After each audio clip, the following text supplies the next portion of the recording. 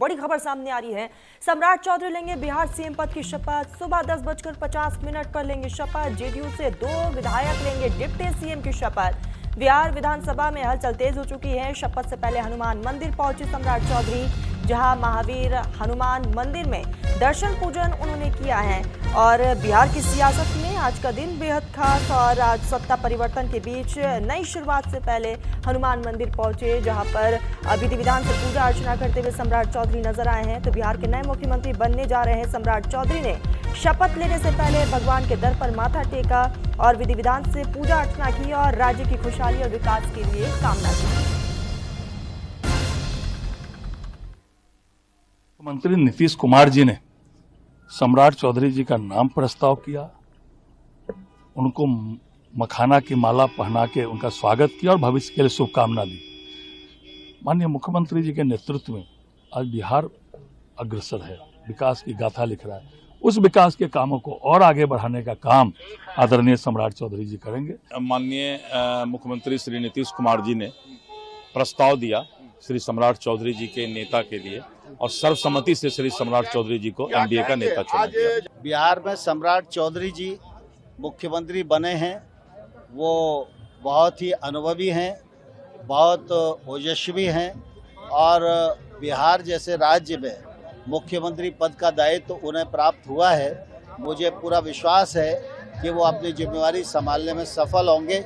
मेरी ओर से अनेकानेक बधाइयाँ।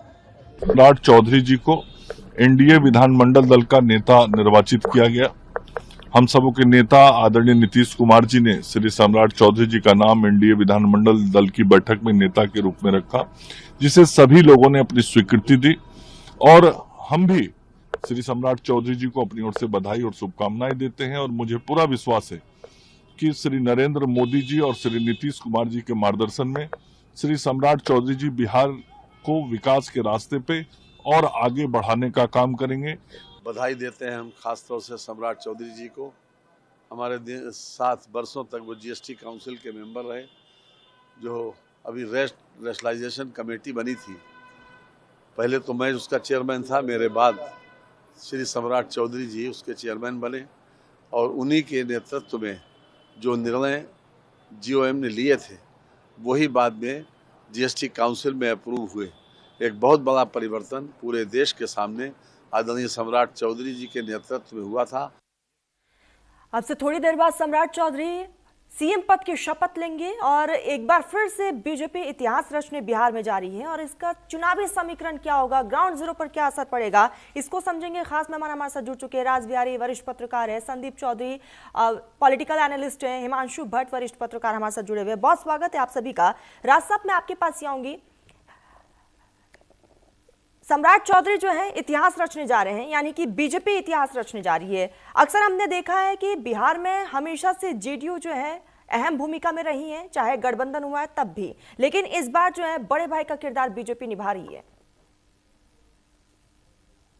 देखिए, पहले भी ऐसा मौका आया था कि भारतीय जनता पार्टी ने ज्यादा सीटें पाने के बावजूद नीतीश कुमार को मुख्यमंत्री बनाया और ये शायद गठबंधन की भी जरूरत रही होगी इस कारण। दूसरी बात है कि नीतीश कुमार सबसे लंबी पारी बिहार में मुख्यमंत्री के तौर पे खेल चुके हैं। बिल्कुल।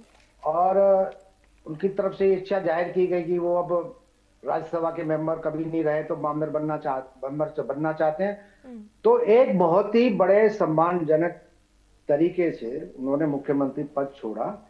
इसके लिए बिहार की जनता के सामने भी एक उदाहरण पेश किया, देश की जनता के सामने भी उदाहरण पेश किया और ये बताता है कि जेडीयू बीजेपी गठबंधन की मजबूती भी देश के सामने रखी है। दूसरी बात है कि जिस तरह के आकलन लगाए जा रहे थे कि उनके बेटे निशांत डिप्टी सीएम बनेंगे, ये भी साफ हो गया। डिप्टी सीएम भी नहीं बन रहे हैं, कोई मंत्री भी नहीं बन रहे हैं वो अभी अपने संगठन पर ही ध्यान देंगे। और मुझे लगता है कि बिहार में पहली बार भारतीय जनता पार्टी का मुख्यमंत्री बन रहा है, तो ये भारतीय जनता पार्टी के लिए भी एक बड़ी सम्मान की बात है, क्योंकि बिहार जैसे राज्य में पहली बार उसे मुख्यमंत्री बनाने का मौका मिला है और उनके ऊपर ही गठबंधन को बरकरार करने की भी जिम्मेदारी रहेगी कि अभी तक नीतीश कुमार गठबंधन फिर अलग भी हो गए, फिर दोबारा आ भी गए। मुझे लगता है कि अब जो देश के सामने राजनीतिक परिदृश्य बन रहा है उसमें बिहार ये गलती अब नहीं राज साहब, विपक्ष कह रहा है कि दोहराएगा। जेडीयू को बिल्कुल साइडलाइन कर दिया गया है बिहार में, जो कि अक्सर बीजेपी करती आती है। नहीं, मैं जैसे पहले ही कहा कि बीजेपी ने तो पहले भी उन्हें मुख्यमंत्री बनाया, क्योंकि जब पहले से तय था कि भाई आपके नेतृत्व चुनाव लड़ाएंगे तो आपको मुख्यमंत्री बनाएंगे।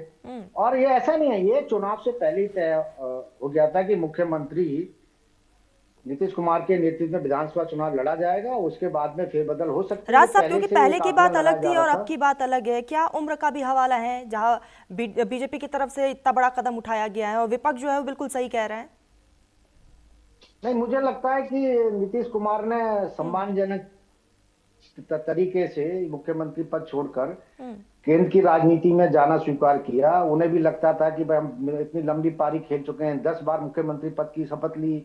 अब ये विपक्ष तो ये कहेगा ही कि जदयू को हाशिए पे ला दिया, लेकिन ऐसा नहीं है, कोई भी पार्टी हाशिए पे नहीं है। अगर आप एनडीए का गठबंधन का हिसाब किताब देखेंगे तो लगता है कि सभी जगह सभी जो भी घटक दल है एनडीए के, सबको उचित सम्मान बीजेपी की तरफ से मिलता रहा है। और नीतीश कुमार तो लंबे समय तक एनडीए के संयोजक भी रहे, तो उनके सामने ऐसी कोई मजबूरी नहीं थी कि वो कोई दबाव में आके छोड़ते। उन्होंने साफ संदेश दिया कि एक स्वेच्छा से ही उन्होंने पद छोड़ा है और मुख्यमंत्री पद से इस्तीफा देते समय भी उन्होंने कहा। ठीक है संदीप जी, मैं आपके पास ही आऊंगी। क्या आपको भी ऐसा लगता है कि नीतीश कुमार पर कोई भी दबाव नहीं रहा है और जो हमने पॉलिटिकल शिफ्टिंग देखी है, स्टेट से सेंटर तक का सफर नीतीश कुमार का देखा है, और अब क्योंकि राज्यसभा में एंट्री हो चुकी है, सियासी समीकरण बिहार में जरूर बदलेंगे, क्या आने वाले समय में ये भी संकेत है कि एनडीए का कमान जो है बैकग्राउंड में नीतीश कुमार संभालते रहेंगे? देखिए तरन्नुम जी, भारतीय राजनीति को अगर हम देखें, करुणानिधि को आपने देखा होगा, उन्होंने पद नहीं छोड़ा, वो व्हील चेयर पर चलते रहे। जयललिता को आपने देखा होगा, वो हॉस्पिटल में एडमिट रही या कहीं भी रही, अपना पद नहीं छोड़ा। ऐसे तमाम उदाहरण आपको मिल जाएंगे। अभी शरद पवार जी को देख लिए, राजनीति नहीं छोड़ रहे, बोल नहीं पाते हैं, बीमार हैं, बड़ी प्रॉब्लम में है। तो नीतीश जी का अगर हम पृष्ठभूमि चेक करें, जब नीतीश जी ने सरकार बनाई तो बहुत अच्छे से अपनी सरकार बनाई, उन्हें पूर्ण बहुमत मिला। उसके बाद ऐसी स्थिति आई कि उन्हें बहुमत नहीं मिला, उन्होंने जोड़ तोड़ की सरकार बनाई, कभी आरजेडी के साथ बनाई, कभी बीजेपी के साथ बनाई, लेकिन उन्होंने एक चीज पर कभी कंप्रोमाइज नहीं किया, वो थी मुख्यमंत्री की कुर्सी, चाहे किसी के भी साथ कुछ भी किया उन्होंने। फिर ऐसा भी नहीं है कि इतने लंबे टाइम तक मुख्यमंत्री रहने के बाद उन्होंने राजनीति से संन्यास लेने की घोषणा कर दी हो कि भाई मैं बहुत समाज सेवा कर चुका हूं, बहुत प्रदेश की सेवा कर चुका हूं, देश की भी सेवा कर चुका हूं, वो केंद्र में भी मिनिस्टर रह चुके हैं, कि अब मैं राजनीति से अलग होना चाहता हूं। अगर वो राजनीति से अलग होना चाहते तो वाकई ये हिंदुस्तान की राजनीति में बहुत बड़ा कदम होता, लेकिन चूंकि वो उनके अंदर राजनीति जिंदा है, राजनीतिक इच्छा जिंदा है, वो राज्यसभा सांसद बन चुके हैं। और ऐसा हिंदुस्तान क्या दुनिया की राजनीति में आपको नहीं मिलेगा कि कोई कहीं का राष्ट्रपति हो, वो कहे राष्ट्रपति का पद मेरा ले लो और मुझे विधायक या सांसद बना दो, या कहीं कोई प्रधानमंत्री हो, वो कहे भाई प्रधानमंत्री का पद तो मेरा ले लो, मुझे विधायक या सांसद। यानी कि संदीप जी, जेडीयू कॉम्प्रोमाइज्ड हुई है। मैं अभी उसी चीज पर आ रहा हूं। तो कुछ ना कुछ तो ऐसी चीज है, अगर हम पृष्ठभूमि चेक करते हैं नीतीश जी की, उस पद तक पहुंचने के लिए उन्होंने बहुत लड़ाइयां लड़ी, बहुत कुछ सहा। उन्हें लोगों ने यहाँ तक कहा कि इसके डीएनए में प्रॉब्लम है, उन्हें यहाँ तक कहा गया कि ये दल बदलू है, लेकिन उन्होंने किसी चीज की परवाह नहीं की। उन्होंने यहाँ तक कसमें खाई कि हमने कसम खा ली है, मर जाएंगे लेकिन उस पार्टी में नहीं जाएंगे, लेकिन फिर उस पार्टी में जाकर के सरकार बना ली, लेकिन कुर्सी नहीं छोड़ी। इससे ये पता चलता है कि उनके अंदर राजनीतिक इच्छा आज भी है, लेकिन जितनी शांति से ये सत्ता परिवर्तन हुआ, और ये इसलिए भी नहीं बनता था सत्ता परिवर्तन कि नीतीश जी की वजह से प्रधानमंत्री मोदी है, केंद्र की जो सरकार चल रही है तरन्नुम जी, वो नीतीश जी के समर्थन से चल रही है। तो फिर बीजेपी के समर्थन से नीतीश जी की सरकार तो चलनी चाहिए, लॉजिकल चीजें तो ये बनती है बिहार में, लेकिन केंद्र की सरकार भी नीतीश जी चलवाए अपना समर्थन दे करके, और प्रदेश भी सरकार बीजेपी की हो जाए, उसको भी समर्थन दे करके नीतीश जी चलवाए। इसका मतलब दाल में कुछ तो काला है, और राजनीति में पत्ते समय के साथ खुलते जिस दिन पत्ते खुलेंगे उस दिन हकीकत पता चलेगी। और पत्ते कब खुलते हैं राजनीति में? पत्ते जब खुलते हैं जिस दिन हमारे गठबंधन में कुछ दरारें आ जाती हैं। अगर मैं बीजेपी की हिस्ट्री आपको समझाने की कोशिश करूं तो बीजेपी और शिवसेना का बड़ा मजबूत गठबंधन होता था, बल्कि बाला साहब ठाकरे की उंगली पकड़ के बीजेपी ने महाराष्ट्र के अंदर चलना सीखा था। हरियाणा की मैं बात करूं तो हरियाणा में कुलदीप बिश्नोई की हजका पार्टी थी, बीजेपी के साथ गठबंधन किया, वो हजका पार्टी खत्म हो गई है। आज उनका मेरे ख्याल से एक विधायक बचा है, शायद वो भी नहीं बचा है, और वो बीजेपी में मर्ज हो चुके हैं। बीजेपी ने जम्मू कश्मीर में सरकार बनाई महबूबा मुफ्ती के साथ, महबूबा मुफ्ती की राजनीति वहां हाशिए पर चली गई है। ऐसे तमाम उदाहरण आपको मिल जाएंगे। तो उनमें से एक मुझे ये नजर आता है, क्योंकि नीतीश जी को झटका पहले भी लग चुका था। अगर आपको याद हो, जब जेडीयू के राष्ट्रीय अध्यक्ष आरपी सिंह थे, वो कैबिनेट में मिनिस्टर भी थे, उस टाइम जेडीयू बस बाल बाल बची, अदरवाइज जेडीयू तो मर्ज हो गई थी बीजेपी में। नीतीश जी ने एक दिन में उनको भी हटाया और 170 से ज्यादा पदाधिकारी फौरन बदल दिए। तो अब देखते हैं क्या हुआ है क्या नहीं, बात समझ से परे है। लेकिन फिलहाल सम्राट चौधरी को बहुत बहुत बधाई, बीजेपी को बहुत बहुत बधाई कि उनका पहली बार बिहार में मुख्यमंत्री बना। ठीक है हिमांशु जी, मैं आपके पास ही आऊंगी। क्या लग रहा है जेडीयू के लिए ये काफी नुकसान का सौदा है? सत्ता में तो है लेकिन कमजोर है, आने वाले समय में अस्तित्व पर भी सवाल होगा। नुकसान का सौदा और कुछ नहीं है, लाल में काला भी कुछ नहीं है। इतनी यहाँ तक बिहार को लेकर आए हैं, अब हमारे अगले मुख्यमंत्री सम्राट चौधरी जी उनके इन कार्यों को आगे लेकर जाने का और मेरे प्रधानमंत्री आदरणीय नरेंद्र मोदी जी के विकसित भारत में विकसित बिहार बनाने के लक्ष्य को जरूर पूरा। जिम्मेदारियां बड़ी हैं आप लोगों के कंधे पर, आप भी युवा। बिल्कुल जिम्मेदारियां बड़ी हैं और मिलकर इन जिम्मेदारियों को हम लोग निभाएंगे। पूरा साथ पूरा समर्थन मेरा, मेरी पार्टी का सम्राट जी को, उनके नेतृत्व को रहेगा। भाई अब आप 2 मिनट रुक जाइए। तो सम्राट जी से मुलाकात भी की है क्या? जी, हमारे राष्ट्रीय अध्यक्ष चिराग पासवान जी के साथ जाकर के, हमारे पार्टी के वरिष्ठ नेता राजू तिवारी जी, संजय पासवान जी के साथ जाकर के आने वाले, क्योंकि ये ऐतिहासिक क्षण है, लगभग 2 दशकों के बाद बिहार में नेतृत्व बदलने वाला है और मुझे पूर्ण उम्मीद है कि बिहार विकास के एक नए मार्ग पर आगे निकलेगा। जिस तरह से सम्राट चौधरी को नई जिम्मेदारी मिली है, नीतीश कुमार बिहार को आगे लेगा और आगे ले जाना है, आप लोग कंधे पर जिम्मेदारी है, तैयार हैं इस नई चुनौतियों के लिए? अब बिल्कुल तैयार हैं। जो रास्ता, जो मार्ग दिखाया है माननीय नीतीश कुमार जी ने, उस पर आगे बढ़ने का जो उनका उद्देश्य और जो मार्गदर्शन वो हमेशा रहेगा और बिहार अब विकास की नई ऊंचाइयों को छुएगा। चिराग पासवान को भी आपने सुना, साफ तौर पर कहना है कि आने वाले समय में बिहार में तरक्की होगी। हिमांशु जी, मैं आपके पास ही आऊंगी, प्लीज बात कंप्लीट करिएगा। जो बता रहा था वो ये बता रहा था दाल में कुछ काला नहीं है। जिन्होंने बिहार चुनाव को सही तरह से देखा है, समझा है, उनको ये बात समझ में आ जाएगी कि तय हुआ था कि नीतीश जी की अगुवाई में चुनाव लड़ा जाएगा।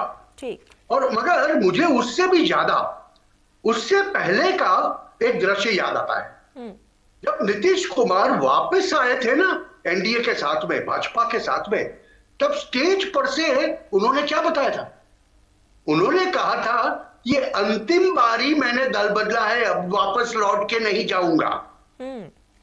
वहीं पर जब बाजू में नरेंद्र भाई बैठ के मुस्कुरा रहे थे, ये एक जो दृश्य था ना, वो दृश्य को जो समझेगा उसको ये पता चल जाएगा कि हो क्या रहा है।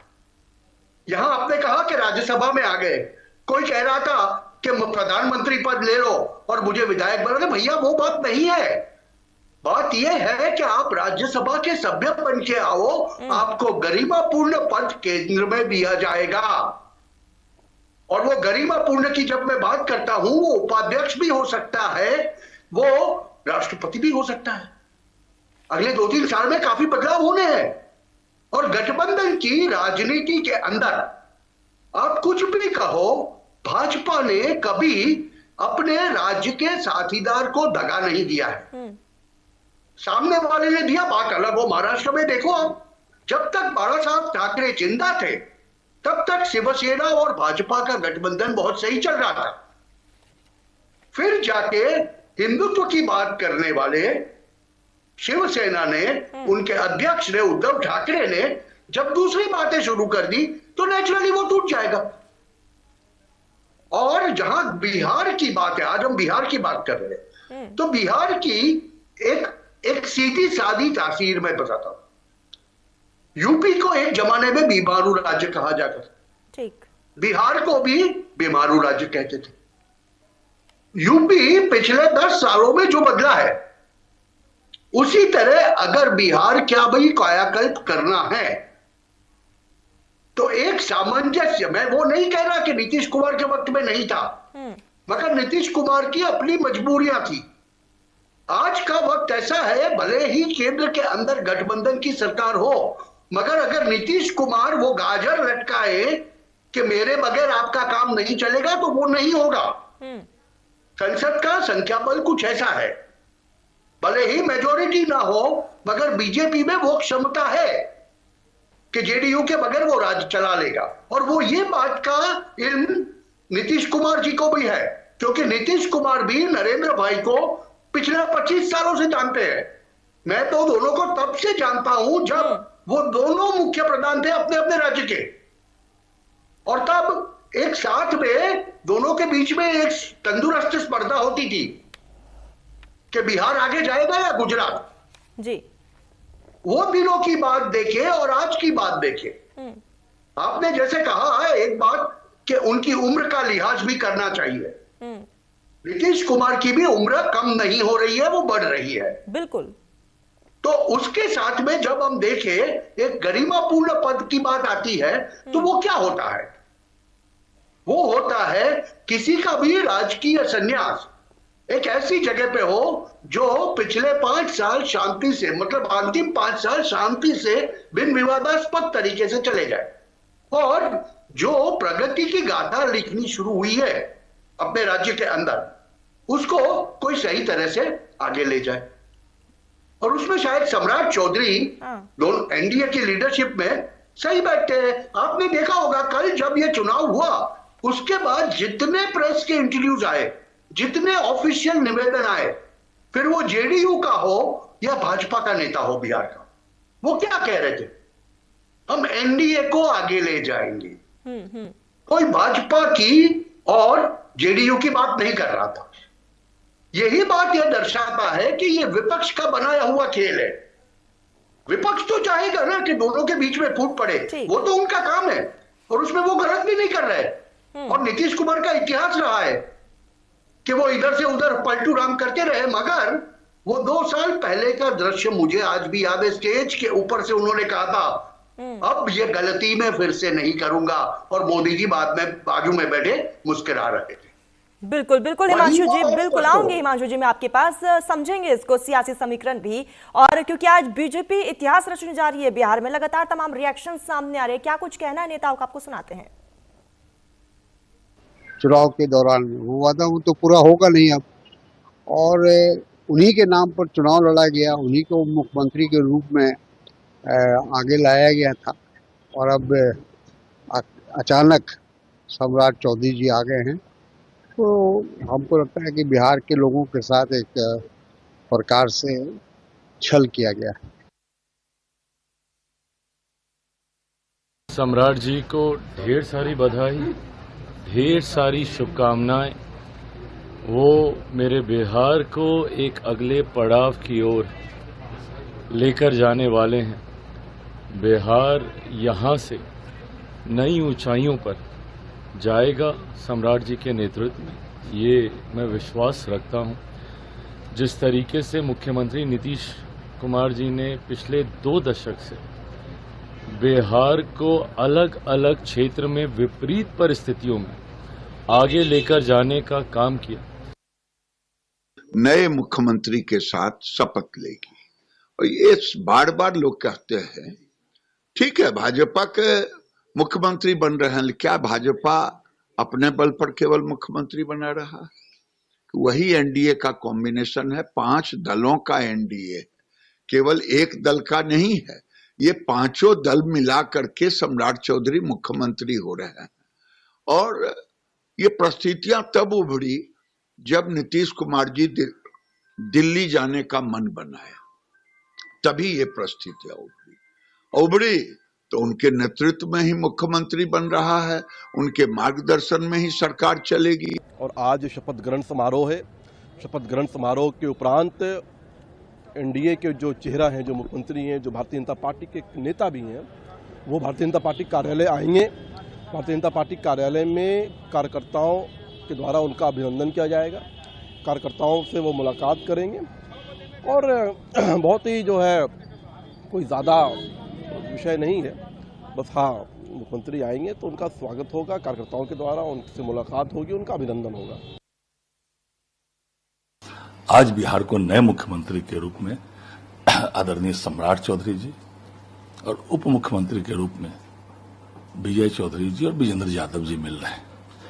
निश्चित रूप से सम्राट चौधरी जी, जो माननीय मुख्यमंत्री जी ने विकास की एक रेखा खींची थी, उसी रेखा को और आगे बढ़ाने का काम सम्राट चौधरी जी के नेतृत्व में होगा।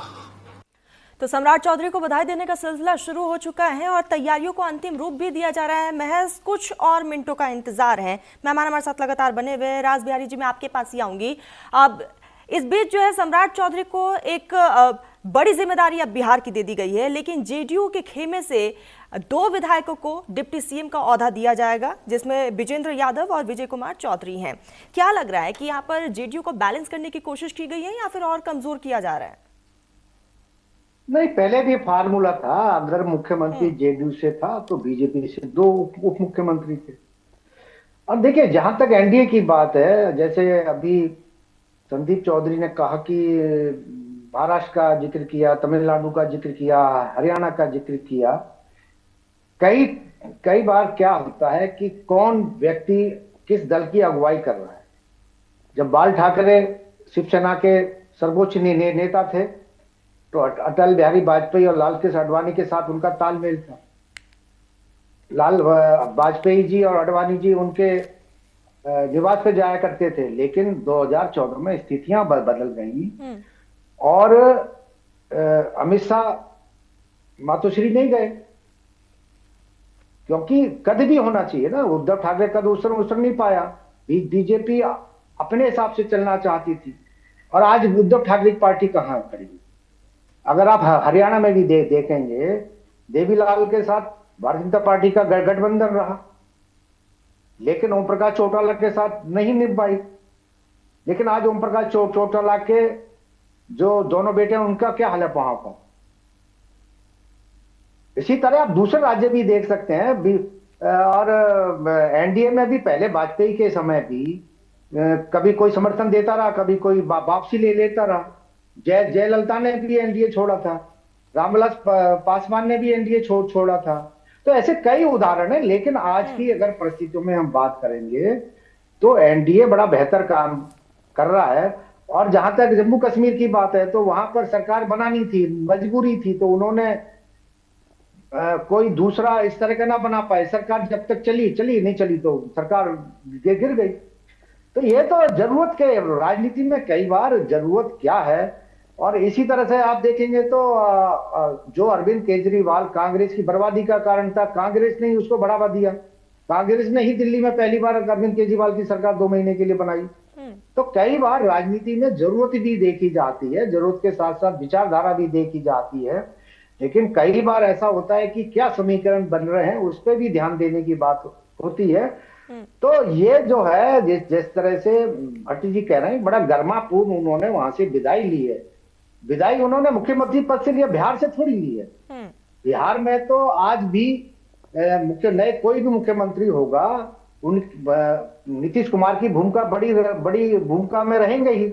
यानी कि नीतीश कुमार का मार्गदर्शन पार्टी को मिलता रहेगा। जी, नीतीश कुमार का मार्गदर्शन पार्टी को मिलता रहेगा। ये तो पहले से बात की है। अब और अगर भाजपा का मुख्यमंत्री नहीं था तो ऐसा तो नहीं है कि भाजपा की बात नहीं मानी गई। ठीक है, सब पार्टियों का अपना अपना एजेंडा वहां रहा और आगे भी रहेगा। ठीक है संदीप जी, मैं आपके पास ही आऊंगी, आपसे समझना चाहेंगे सम्राट चौधरी जो कि ओबीसी यानी कि कुशवाहा वोट बैंक है उनका, विजय कुमार चौधरी ईबीसी से आते हैं और विजेंद्र यादव जो कि कुर्मी से आते हैं, नीतीश कुमार का कोर वोट बैंक भी है, यानी कि OBC plus EBC plus Kurmi, इन सभी को साधने की एक बड़ी कोशिश रही है एनडीए की। और दूसरी तरफ क्योंकि ये आरोप एनडीए की तरफ से लगता आया है कि आरजेडी जो है एमवाई की राजनीति करती है, क्या अब उस समीकरण को भी चेंज करते हुए एनडीए नजर आएगा? देखिए तरन्नुम जी, ये चीजें बनाई जाती हैं, ये परसेप्शन है मीडिया के माध्यम से। कभी आप किसी राज्य को बीमारू राज्य कह दो, फिर वहां पर उस पार्टी का अगर मुख्यमंत्री बन जाए तो फिर वो बीमारू राज्य नहीं रह जाता है।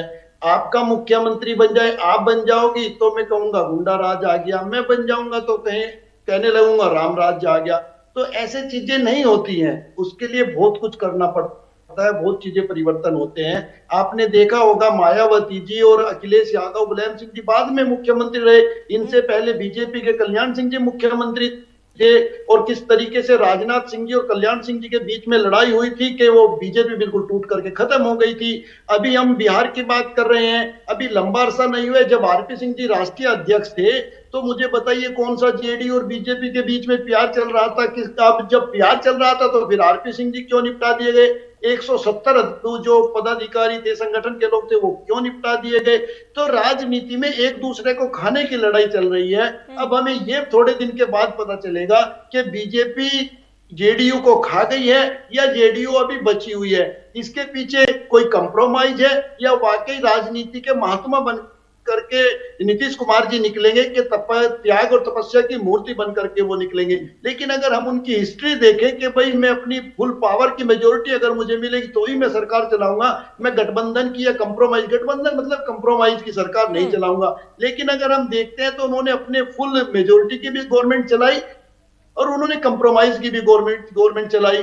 और जैसे ये बात तो याद है कि अब मैंने आखिरी बार ये फैसला किया है, ये बात याद नहीं है कि जब ये उन्होंने आरजेडी के साथ सरकार बनाई बीजेपी को छोड़ करके, एक पत्रकार ने पूछा क्या फिर से पलट जाएंगे, तो उन्होंने कहा नहीं, हम मर जाएंगे, मरना पसंद करेंगे लेकिन बीजेपी के साथ जाना पसंद नहीं करेंगे। और फिर उन्होंने आरजेडी को छोड़ा, फिर वो बीजेपी के साथ चले गए। उसके बाद उन्होंने ये बात भी कही जो अभी हमारे साथी बता रहे थे कि ये हमारा आखिरी बदलाव है। अब आखिरी बदलाव के बाद ये बदलाव हमें देखने को मिला कि वो राज्यसभा सांसद बन गए। अब आगे क्या होता है ये चीजें तो वक्त के साथ हमें पता चलती है, लेकिन राजनीति में पत्ते जरूर खुलते हैं। और ये भी कड़वी सच्चाई है कि जब कोई पार्टी मजबूत होने लगती है तो वो कमजोर पार्टी को निगल जाने की कोशिश करती है। ऐसे कई उदाहरण हैं। देखिए, होने को तो मैं भी दरबारी हो जाऊं और मैं अभी बताने लगूं कि जब ट्रंप हिंदुस्तान आए तो चीन थर-थर कांप रहा था, जब चीन के राष्ट्रपति हिंदुस्तान आए तो अमेरिका थर-थर कांप रहा था, और पाकिस्तान के साथ जब हमारा युद्ध हुआ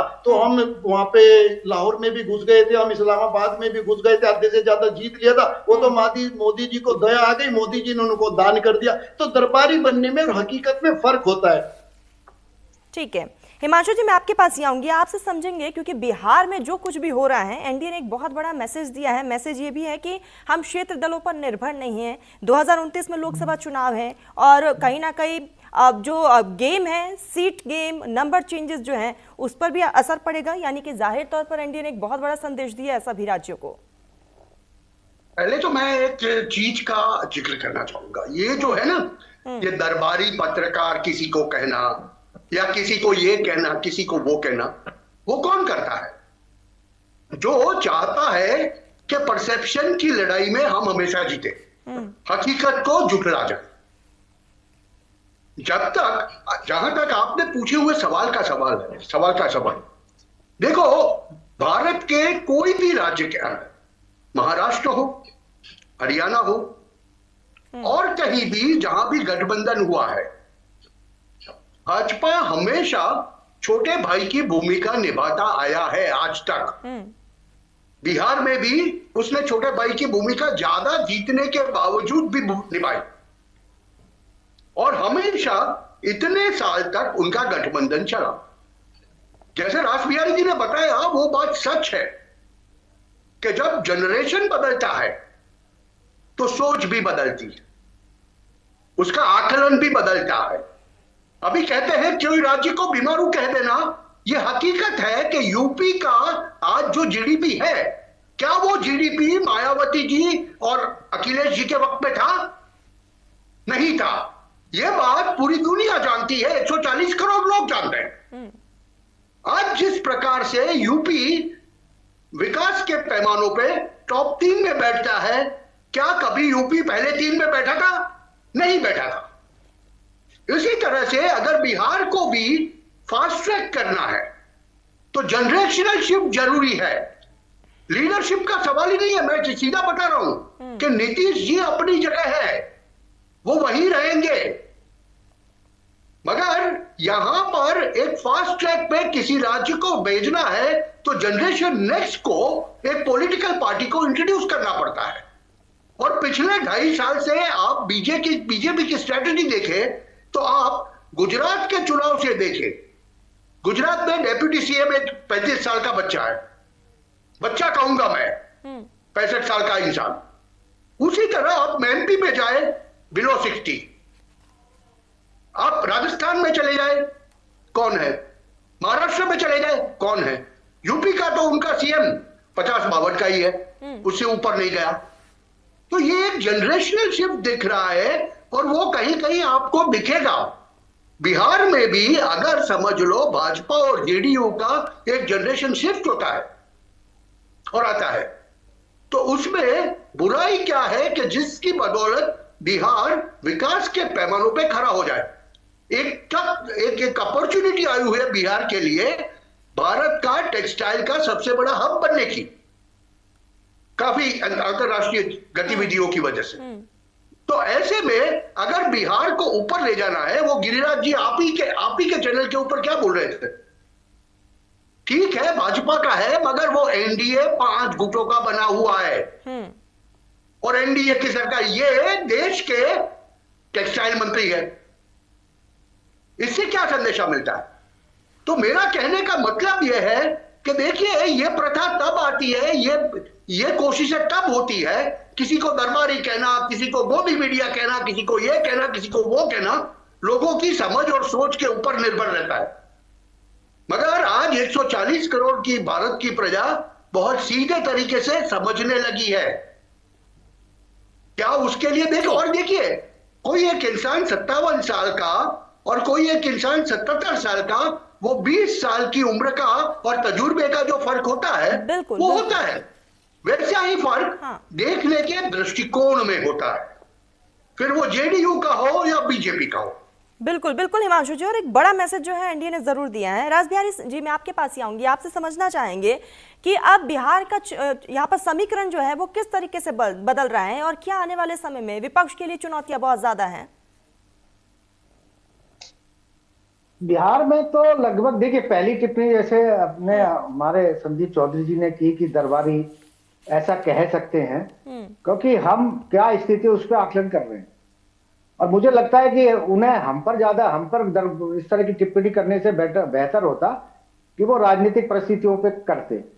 तो ऐसे में ये भी शक पैदा हो जाता है कि तरन्नुम जी मैं ऑब्जेक्शन करता हूँ, मैंने किसी भी साथी का नाम नहीं लिया, ये पता नहीं क्यों अपने ऊपर ले रहे हैं। हाँ, बिल्कुल बिल्कुल संदीप जी ने किसी का नाम तो नहीं लिया, ये बात तो सच है। नाम नहीं मैंने किसी का नाम नहीं लिया, मैंने ये कहा था कि हम दरबारी बन सकते हैं।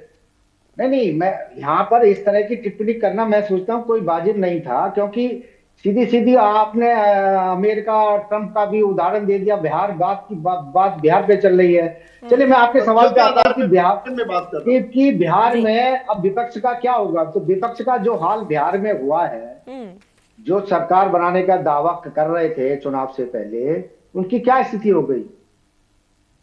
उनके यहाँ पर ऐसा भी इतने भी लोग नहीं जीत पाए कि एक राज्यसभा का उम्मीदवार को जिता सके। और यह स्थिति देखिए, जहां तक देखिए ये बात है कि एनडीए दूसरी पार्टियों को निकल जाता है, उनको खा जाता है। बिहार में 2 एमएलए की भी पार्टी है, वो भी चल रही है एनडीए में। उत्तर प्रदेश में देखेंगे तो एक एमपी और 3 विधायकों की पार्टी भी वहां पर है, वो एनडीए के साथ चल रही है। महाराष्ट्र में भी है, एक विधायक की पार्टी है, वो भी एनडीए का हिस्सा है। और जहां तक हरियाणा की बात है, हरियाणा में एक समय नरेंद्र मोदी संगठन महासचिव के नाते प्रभारी हुआ करते थे। उन्होंने ही पहली बार ये कहा था कि भारतीय जनता पार्टी को वहां अकेले दम पे चुनाव लड़ना चाहिए, क्योंकि जिस पार्टी से वहां उनका तालमेल होता था, चाहे वो चोटालाल की पार्टी रही हो, चाहे बंसीलाल की पार्टी रही हो, वो भारतीय जनता पार्टी को ऐसी सीट जीते थे, दे देते थे संख्या के नाम पे कि लोग जीत ही नहीं पाए उनके, और ऐसा ही होता था। पार्टी ने वहां अकेले चुनाव लड़ा, नहीं जीत पाई। लेकिन 2014 में प्रधानमंत्री नरेंद्र मोदी के नेतृत्व में जब चुनाव लड़ा गया, पार्टी ने बिहार में भी इतिहास रच दिया, अपने दम पर बहुमत लाई, सरकार बनाई, तीसरी बार वहां बीजेपी की सरकार है। और इसे देखेंगे तो पंजाब में भी अकाली दल से बीजेपी का नाता टूट गया, तो अकाली दल की क्या स्थिति है वहां पर? ठीक है, अब आऊंगी राज बिहारी साहब, आऊंगी, माफी के साथ में रोकना चाहूंगी। और ये तस्वीर सामने आ रही है जहां सम्राट चौधरी पहुंच चुके हैं और अब से थोड़ी देर में यानी कि चंद मिनटों में शपथ लेते हुए नजर आएंगे। और ये तस्वीर आपको बता दें कि सबसे पहले सम्राट चौधरी हनुमान मंदिर पहुंचे थे, वहां पर विधि विधान से उन्होंने पूजा अर्चना की, आशीर्वाद लिया, और अब ये ऐतिहासिक तस्वीर अब से थोड़ी देर में सामने आएगी। चेहरे पर एक मुस्कान जो है वो साफ तौर पर नजर आ रही है। तो बिहार की राजनीति में आज का ये दिन बेहद अहम और नया अध्याय आज बीजेपी गढ़ने जा रही है, जहां सत्ता की कमान अब एक नए चेहरे के हाथ में होगा और वो चेहरा है सम्राट चौधरी। एक बड़ी जिम्मेदारी बिहार की, और ये तस्वीर लाइव तस्वीर, सम्राट चौधरी आज बिहार के मुख्यमंत्री पद की शपथ लेंगे और अब से थोड़ी देर में मुख्यमंत्री पद की शपथ लेते हुए नजर आएंगे। लगातार तमाम लोगों के पहुंचने का सिलसिला शुरू हो चुका है। राजभवन में आयोजित भव्य समारोह में वो पद और गोपनीयता की शपथ लेंगे।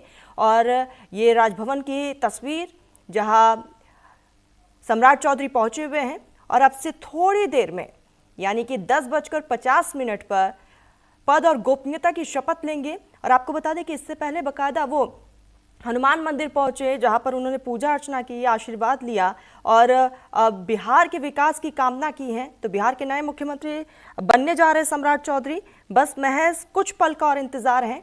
और उससे पहले वो भगवान के दर पहुंचे, उन्होंने माथा टेका, हनुमान मंदिर पहुंचकर विधि विधान से पूजा अर्चना की, राज्य की खुशहाली और विकास के लिए आशीर्वाद मांगते हुए भी नजर आए। तो मंदिर में पूजा करते सम्राट चौधरी, और ये लोक भवन की तस्वीर भी आपको दिखा रहे हैं जहां सम्राट चौधरी पहुंच चुके हैं। और अब से थोड़ी देर में वो ऐतिहासिक तस्वीर सामने आएगी जहां बीजेपी इतिहास रचने जा रही है और दूसरी तरफ सत्ता की कमान अब एक नए चेहरे के हाथ में, और वो है सम्राट चौधरी। सम्राट चौधरी आज बिहार के मुख्यमंत्री के पद की शपथ लेंगे। राजभवन में आयोजित इस भव्य समारोह में कई दिग्गज पहुंचने वाले हैं और उसकी ये तस्वीर, लोक भवन की सीधा तस्वीर आप तक पहुंचा रहे हैं। और इस मौके पर ये जो मौका है ये बेहद खास है। ये मौका एक शपथ का नहीं है बल्कि बिहार की सियासत में एक बड़े बदलाव का संकेत भी है, जहां तमाम तैयारियां हुई है, मंच सज चुका है, सुरक्षा के कड़े इंतजाम किए गए हैं, मिठाइयां बन रही है और कहीं पर होर्डिंग और पोस्टर्स भी लगाए गए हैं। यानी कि तैयारियां बिल्कुल अपने चरम पर और बस अब से महज कुछ पल का और इंतजार है। आपको बताते चले कि इस बीच जो है जेडीयू की तरफ से 2 उप मुख्यमंत्री भी शपथ ले सकते हैं और नई सरकार का गठन आज से औपचारिक रूप से होगा। बीजेपी के लिए आज का ये दिन, ये पल बेहद ऐतिहासिक, जब पहली बार बिहार में पार्टी के नेतृत्व में सरकार बन रही है। और अब सभी को इंतजार है जब सम्राट चौधरी पद और गोपनीयता की शपथ लेंगे और उसके बाद उनकी तरफ से क्या कुछ कहा जाएगा उस पर नजरें टिकी हुई है। तो बिहार में सत्ता परिवर्तन, बीजेपी के नेतृत्व में नई सरकार, सभी की नजरें इस पर टिकी हुई है। खास मेहमान हमारे साथ लगातार बने हुए हैं। राज बिहारी जी, मैं आपके पास ही आऊंगी, प्लीज अपनी बात को कंप्लीट करिएगा। नहीं, मेरी बात तो लगभग पूरी हो गई थी, लेकिन यह है कि बिहार में जिस तरह से एनडीए बरकरार है, आगे भी बरकरार रहेगा। ये बात भी सही है कि राजनीति में मैं बार बार कह रहा हूं कि जरूरत के हिसाब से भी बदलाव होते रहते हैं, गठबंधन टूटते रहते हैं, बनते रहते हैं।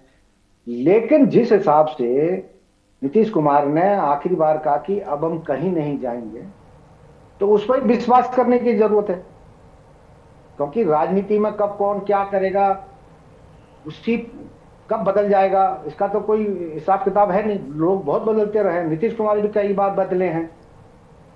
तो लेकिन हमें तो उन परिस्थितियों पर ही अपनी टिप्पणी करनी होती है जो बदलाव आ रहा है। हम तो राजनीति में किसी गारंटी नहीं ले पाएंगे। जब नेता ही अपनी दूसरी गारंटी नहीं ले पाते हैं तो हम राजनीति में क्या किसकी गारंटी ले आ सकते हैं। बिल्कुल बिल्कुल, ठीक है संदीप जी, मैं आपके पास ही आऊंगी क्योंकि आपसे थोड़ी देर बाद वो बेहद खूबसूरत तस्वीर भी सामने आएगी और जिसका सभी को बेसब्री इंतजार भी है। क्योंकि अब एनडीए में अब आने वाले समय में पावर बैलेंस भी देखने को मिलेगा और पावर चेंज भी देखने को मिलेगा। किस तरीके से देखा जाए, क्या सम्राट चौधरी ओबीसी वोट बैंक में एक बड़ा बदलाव ला पाएंगे? देखिए, फिलहाल बीजेपी का जब मुख्यमंत्री बिहार को मिलेगा तो बिहार में बीजेपी का फोकस रहेगा बीजेपी को मजबूत करने का। और बीजेपी को मजबूत करने का मतलब ये है कि फिर दूसरी पार्टियों का जनाधार घटेगा। ऐसा राजनीति में कोई फॉर्मूला नहीं है कि बीजेपी मजबूत भी हो जाए, सभी सीटों पर चुनाव जीतने की स्थिति में भी आ जाए और वहां पर चिराग पासवान भी मजबूत बने रहे, वहां पे कुशवाहा जी भी मजबूत बने रहे, वहां पे आरजेडी भी मजबूत बनी रहे, वहां पे जेडीयू भी मजबूत रहे। बीजेपी के मजबूत होने का मतलब आप ये मानिए कि दूसरी पार्टियों का बिस्तर सिमटने लगेगा। अब वो किसका सिमटेगा किसका नहीं सिमटेगा ये आने वाला वक्त बताएगा। लेकिन मुझे लगता है जिस तरीके से जो पकड़ राजनीति में, आप इसको पकड़ कहते हैं, कोई प्रधानमंत्री बन जाता है तो राजनीति में पकड़ मजबूत होती है, कोई मुख्यमंत्री बन जाता है तो उस स्टेट के अंदर उसकी पकड़ मजबूत होती है। तो फिलहाल जो बिहार की पकड़ है वो भी बीजेपी के पास है और जो दिल्ली की पकड़ है, केंद्र की पकड़ है, वो भी बीजेपी के पास है। तो आप इशारा समझ सकती हैं कि बिहार में कौन मजबूत होगा और कौन खत्म हो जाएगा आने वाले 5 साल के बाद। क्योंकि आरपी सिंह के दौर में भी ये कोशिश की गई थी कि एक पार्टी को निगल जाओ, लेकिन वो किसी वजह से हाथ पैर मार के नीतीश जी उस टाइम बचा गए थे। लेकिन अब चूंकि नीतीश जी खुद हथियार रखते हुए दिखाई दे रहे हैं, कहीं ना कहीं वो ऐसा लगता है जैसे अकबर की सेना में मान सिंह उनके सेनापति बन गए थे। तो देखिए, सच्चाई कड़वी हो सकती है, प्रॉब्लम लोगों को हो सकती है, लेकिन स्थिति का या कहिए सूरत हाल कुछ ऐसा ही है। बिल्कुल ठीक है, मैं आऊंगी आपके पास। हिमांशु जी, मैं आपके पास ही आऊंगी क्योंकि अब आने वाले समय में कई तरह के चैलेंजेस भी होगा। क्या लग रहा है विपक्ष के लिए क्या चैलेंजेस होगा, एनडीए के लिए क्या चैलेंजेस है? ये जो कह रहे थे ना हमारे साथीदार के पकड़ राजनीति निगल जाएंगे, यस निगल तो जाएंगे, भाजपा वाले निगल जाएंगे, मगर किसको निगलेंगे वो बड़ा सवाल है। अपने साथी को निकलेंगे, अपने विरोधी को निकलेंगे। और जहां तक ये